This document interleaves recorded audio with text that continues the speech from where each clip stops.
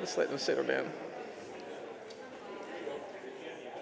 Well, good afternoon again, everybody. I hope you've enjoyed your quick cup of tea or coffee, and it's my pleasure to introduce Brendan Choat, and I'm really pleased you were able to come, and looking forward to your presentation.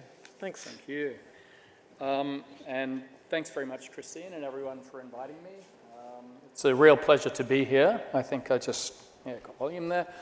I was actually hoping to make the last two of these meetings, but through an unfortunate coincidence involving contracting COVID shortly before the previous two meetings, I missed out. So it's really great to be here, and it's just an absolute pleasure to see the kind of breadth and diversity of research going on within the centre.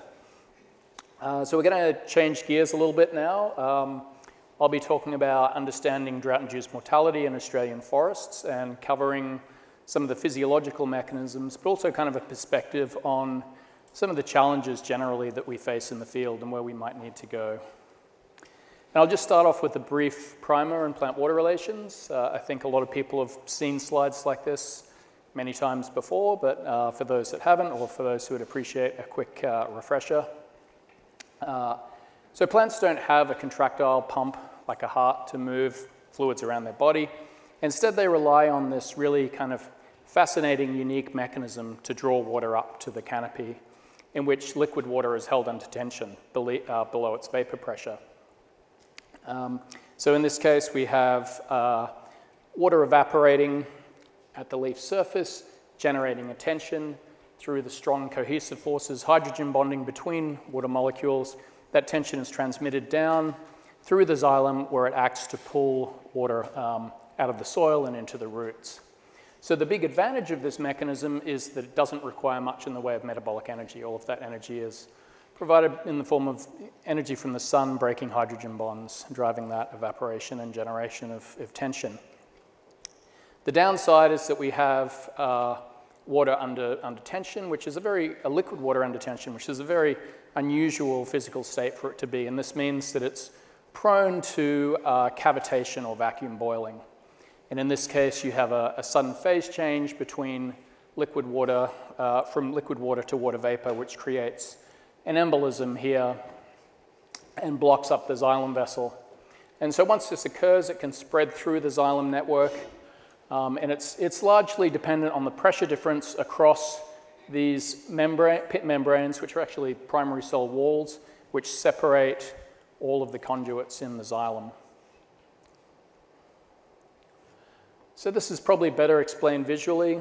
And on this slide, on the left-hand side here, we can see a cross-section of a Eucalyptus saligna plant, and this was generated with X-ray microtomography, so it's a non-invasive imaging technique on an intact plant, and we can see xylem vessels that are embolized, full of gas in black here, and the water-filled vessels in the lighter gray here. And as we have a progression of water stress, we see shrinkage in the tissue, but also an expansion in the number of vessels that are embolized. And so eventually what happens under severe enough drought stress is that you get almost the total cross-section of vessels embolized, and then water can no longer be transmitted to what's on the end of that branch, and the plant starts to die. So I've also presented here a simplified diagram of the response of plants to drought. And so I've divided it into two broad phases here. In the first phase, we have kind of mild drought stress, and we get stomatal closure occurring. So the plants are closing their stomata in order to restrict water loss and try to delay this decrease in plant water potential or increase in drought stress here. So you have psi here, which is the plant water potential, our index of plant water stress. And as that becomes more negative, that means that the plant is under more stress. And so then we have the second phase here, where we have cuticular conductance, and we're lucky to have Layla just explain that beautifully. So as the stomata close, the rate of water loss from the leaves drops very dramatically, but it still continues to lose water. So as the plant sits there under drought, the longer this drought goes, the more the water potential will fall until it hits some critical threshold here, where you start to get a sudden increase in the amount of embolism, and this is described as a loss of hydraulic conductivity. So you have a couple of points here, psi 50 and psi 88. Psi 50 is the point at which you lose, or the water potential at which you lose 50% of your hydraulic conductivity, and psi 88 is the inflection point on that curve there where you up to 88% loss of hydraulic conductance or conductivity. And so these points, particularly this point here, has been quantitatively linked to a minimum recoverable water potential or a point of no return for the plant. And when it gets to that point, it becomes very difficult for the plant to recover. You have death in the meristems, kind of systemic damage to the plant, and at that point the plant will face a pretty high probability of death. Okay, actually there was one more point I guess it's worth bringing up in the context of this meeting is that I think a lot of the focus in terms of crop modeling is on this phase here. So we have this regions of mild to moderate drought stress where the plant is trying to optimize stomatal conductance for uptake of CO2 for photosynthesis and restricting water loss. Whereas a lot of the time when we're trying to predict mortality or understand mortality processes in trees, we're really very interested in the second phase here. So we're very interested in things like cuticular conductance, very interested in traits that we can relate to the mortality thresholds for water stress and for heat stress that will cause death. But I think there's obviously a lot that we can learn from one another in terms of those different perspectives and the different focus on the models. Okay, so this is obviously, with climate change, we have increasing frequency and increasing intensity of disturbance events. And with severe droughts, I've just put up a couple of examples here. One in California that ended in 2016, where they had over 100 million trees die, mainly conifers in the Sierra Nevadas. In Europe in 2018-19, there was a lot of tree dieback in forests associated with the drought in that area. But even in kind of, areas that people consider ever wet, tropical, like the Amazon, with increasing temperatures, increasing vapor pressure deficit, it means that droughts tend to set in earlier and reach a higher intensity. So we get a greater frequency of these extreme droughts, and that's leading to changes in vegetation and community structure in these areas. So one of the problems with understanding traits like vulnerability to cavitation or cavitation resistance is that it's quite difficult to measure. It takes a long time to measure. And so a while back, a group of colleagues set about to synthesize all the data that had been collected up to that point and try and understand how this trait varied across biomes and across species. And what we found, so if you look at this plot, we have psi 50, so that is the vulnerability to embolism or cavitation resistance, that point at which you have a 50% loss of conductance. On the x-axis and the y-axis is psi min, so this is the minimum water potential that we've measured for that species, or the maximum water stress. And what we can see is that there's this very tight relationship between psi 50 and psi min, indicating that the plants growing across these environments, and this is also, I should say, in terms of the variation across climate envelopes, or aridity gradients in environmental variables, this relationship is a lot more tighter than the ones we have with, for instance, mean annual precipitation, because plants, of course, have all of these clever ways of avoiding water stress or avoiding drought, including adaptations such as deep roots or water storage or drought deciduousness. But if you're just measuring the maximum water stress or the minimum water potential that the plant's exposed to, that really cuts through all of that stuff because you understand, what the level of water stress they actually experience in the field, regardless of the amount of rain that they've had. And so this shows this very tight relationship. The other thing that's was kind of very informative about this data set was that it showed this convergence across all of the different forest biomes, running from these very dry savanna woodlands down through temperate, seasonally dry forest and into wet rainforest. is converge across this point. So despite the fact that you have this enormous variation in the trait of interest, because it is very tightly tuned to the minimum water potential that it's experienced, they have zoned in on this safety margin. So safety margin is just really the difference here in that one-to-one line. So that is how close you are, how close your Psi 50 is to the point which you're experiencing with your minimum water potential. And so we can see here that for angiosperms, that's reasonably consistent across quite a broad gradient there in all of these different biomes, which goes away to explaining why we are seeing these big forest diebacks occurring in different parts of the world and in different forest biomes. Okay, so of course, I spent quite a bit of time overseas as a postdoc, and when I arrived back in Australia, I wanted to understand a bit more about how these traits varied in Australian species, because at that stage we didn't have that much data. And so we set about doing some measurements at different forest types in Australia utilizing the TERN supersite network. So this is a network of sites around Australia where they're measuring various traits and structure of the vegetation, but it provided an ideal platform to look across the environments and look at the difference in these traits. And once again, we saw this very tight relationship between Psi 50 or P50 and Psi min. In this case, we saw a little bit of a smaller safety margin between for the wet species compared to the dry species. And this is all work done by Jen Peters, who was a PhD student at the time, but has continued as a postdoc now. We're also very interested in understanding the variation within species. So this is some work done by Rosanna Lopez, who was a Marie Curie fellow who visited us for a couple of years, and she used two species of Hakea leucoptera, which has a distribution into semi-arid and arid Australia, and Hakea dactyloides, which is distributed as a more restricted distribution on the coast and in the mountains.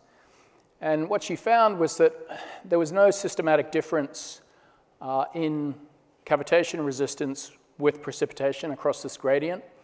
Instead, it was fairly restricted. And so it appeared that there was not an adaptive variation in that trait, as you might expect going across the gradient, and compared to what we see when we look between species.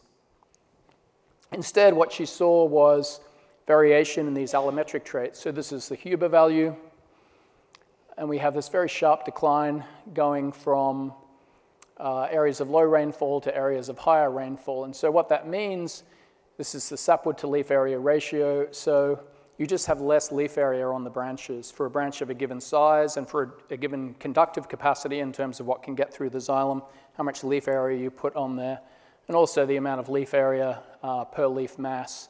And so this is effectively restricting that evaporative surface area. And so instead of having adaptation in the trait, your kind of set point of water stress that you can tolerate, you have variation in traits that will allow you to maintain water potential at higher levels above that. But that, of course, comes at a big cost in terms of carbon gain foregone with not having so much leaf area on the end of your branches. And this is quite similar to what some of our European colleagues have seen in Northern Hemisphere species, various pines and beeches. Okay, so that's the time I have left there. I'll speed up a bit now.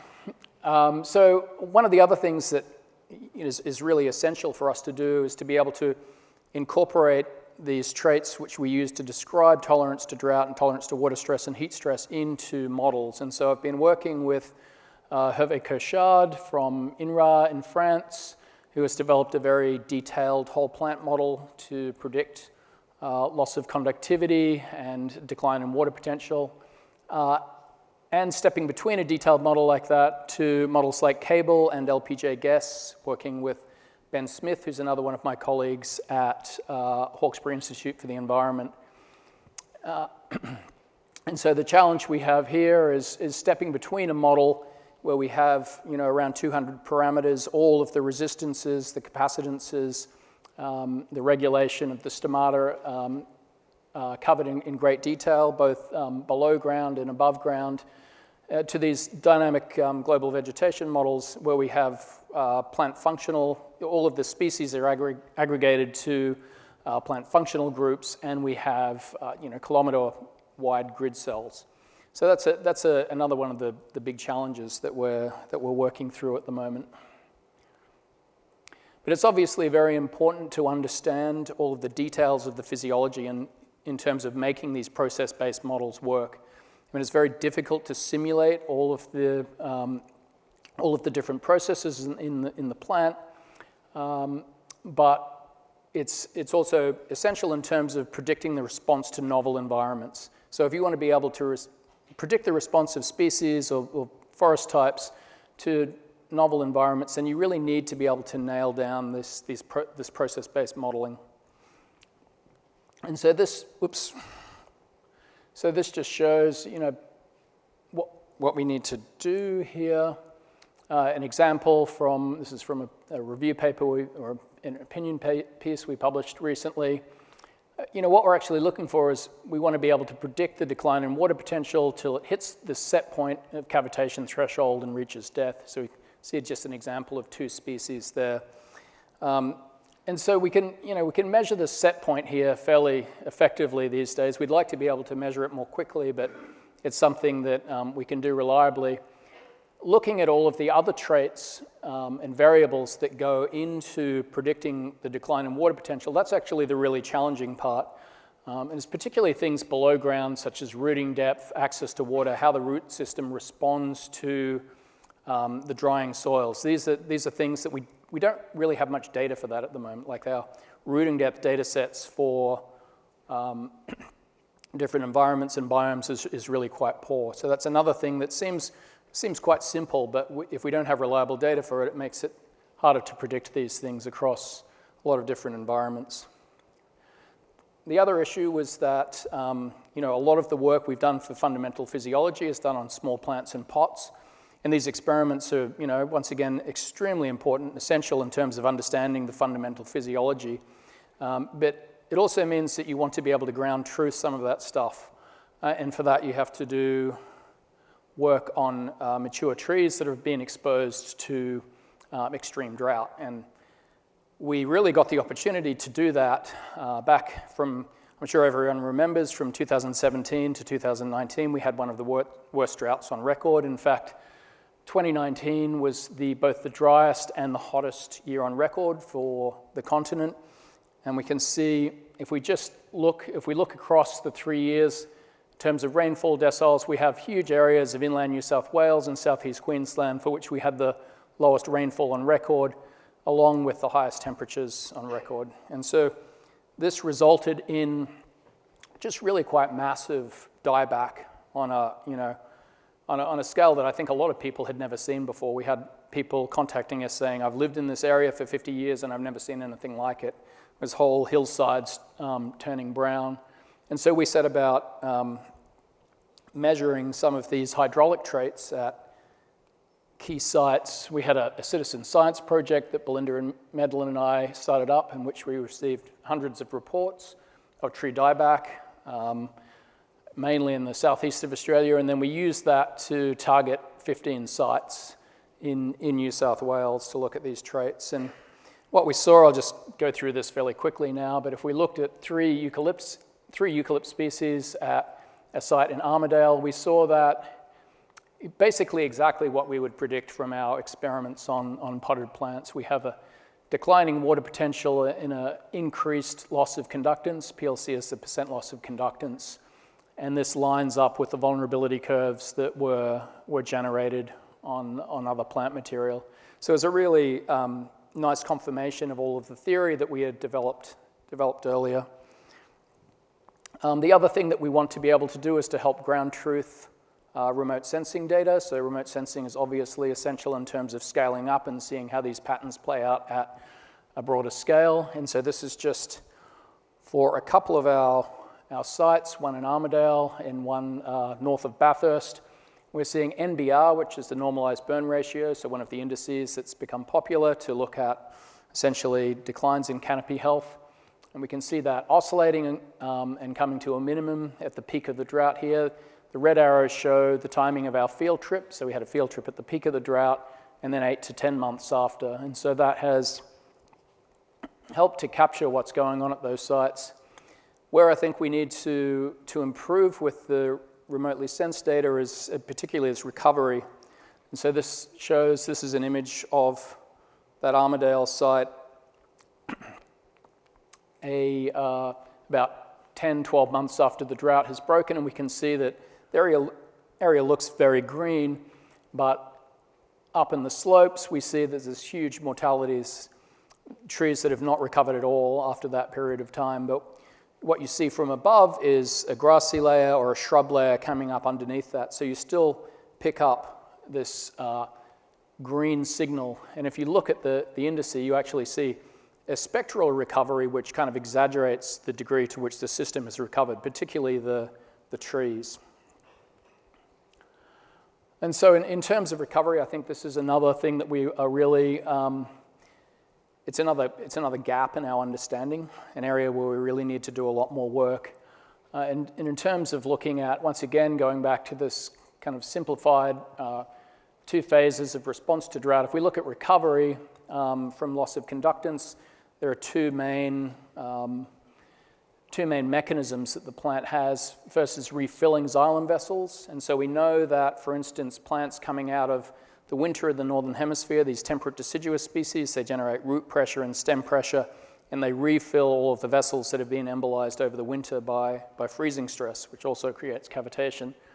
And there's been a lot of research over the decades in terms of how widespread is this phenomenon for drought. And it's obviously a big advantage if you're able to recover in a time scale of days or hours, refilling your vessels. You don't have to build any more new xylem. The alternative is to grow new xylem, build new xylem, and this is obviously, it takes a lot longer to get rid of that loss of conductance and to recover your canopy and gas exchange. And so we did some work at the Australian synchrotron in Melbourne, looking, and here we have a control stem, once again of Eucalyptus saligna, and a stem that has been exposed to a very severe drought treatment. So we can see this is the area of xylem at the time that drought treatment was applied, and we have virtually 100% loss of all of the vessels in there. And then over a 6-month recovery period, it's actually regrown new xylem. And so we didn't see any evidence of embolism repair. And we struggled to see evidence of embolism repair outside of species that produce a lot of root pressure. So grapevine is a really good example.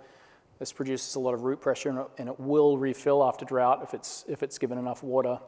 This is kind of it's an ongoing area of research, but it certainly does appear from the work that we've done on Australian species so far that they take a longer time to recover. It's also interesting that, when you looked at these plants externally, they had recovered a full canopy either through epicormic resprouting or new production of new leaves through the apical meristems. But when you look at the xylem, you can see that it's lost a lot of its conductive capacity. And this is a really important point, I think, in terms of how susceptible is that plant to another event if we have an increased frequency of these extreme events, and you have plants, large, long-lived organisms that are in a stage of recovery. If you get them whacked by another disturbance, whether it be another drought or waterlogging or a fire, what does that mean in terms of their capacity to cope with those disturbances? So I'll just finish off now talking a bit more about remote sensing. So this is from a dieback that occurred in northern New South Wales at the end of last year, so in September and October, and it was quite surprising. We had a short, sharp, dry period, especially during October. We saw quite extensive dieback occurring on these hills, and this wasn't something that I remember occurring in 2017, 2018. We had more kind of patchy dieback of trees here and there, so it was quite surprising to see this relatively short winter-spring drought cause so much dieback in these areas.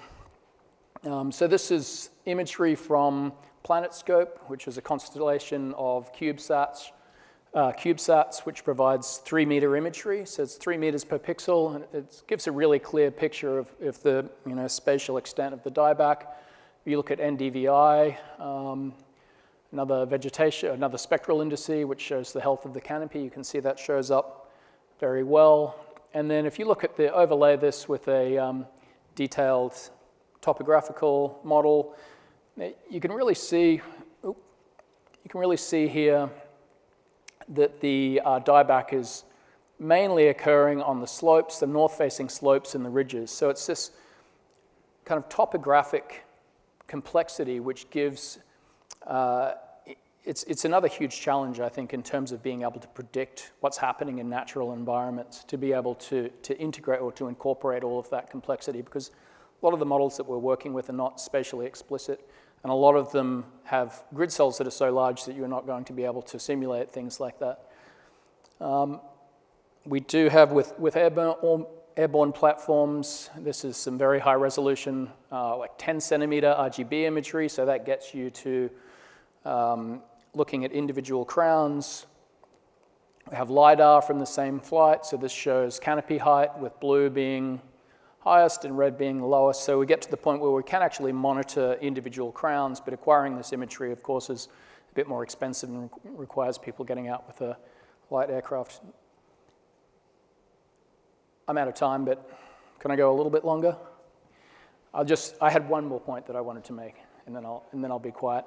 But okay, so we have all of this, this massive wave of data and tools available from remote sensing, but I think we've done, Australia has historically done quite a terrible job in terms of ecological monitoring and monitoring of sites, and I think there's a really big opportunity now in terms of being able to distribute sensors, have continuous measurements of these physiological variables across environmental gradients. So at the moment, we're setting up a transect across the Blue Mountains. So these are sites going over the mountains and out to the drier western areas on the other side. This is around Bathurst out here. And so the idea is to capture as much of that environmental space as possible, going through, if we're looking at change in mean annual rainfall and mean annual temperature, and then deploy sensors. So this is data from a couple of demo plots that we've set up, looking at sap flow, soil water potential, soil water content in whichever other sensors we choose to lay out. And I think this is going to be really important in terms of not only understanding what's happening with the trees that are exposed to natural disturbances, but also in terms of providing models for data sets for models, being able to really refine that process-based modeling. Water potential is a particular challenge, and I think Ibrahim will say quite a bit more about this in the next talk, but we've been trialing a number of sensors, including microtensiometers developed by a US company, Fluoropulse, sap flow, and Tim's optical dendrometers. But it's really quite challenging to measure water potential in the field. Most of these sensors have some issues associated with temperature sensitivity or cavitation that occurs within the probe, depending on the technology that you're using. But we are still, despite all of this, we're quite hopeful in terms of the data that we're getting out at this. This is, once again, Jen Peters has set up a network of sensors within our Uke phase site just to test before we deploy to the transect, and we're getting quite nice data in terms of diurnal output if you compare sap flow and trunk water potential. All right, and I think I'll just finish up there. I was going to make a few more rah-rah points, but I'm over time, and I have been for a while, so I'll leave it for the rest of the speakers. And thank you again for inviting me, and thank you again for listening. And also, I should acknowledge the people who actually did this work. It's been a real honor and a pleasure to work with a lot of the students and the postdocs and also my colleagues. So, thank you.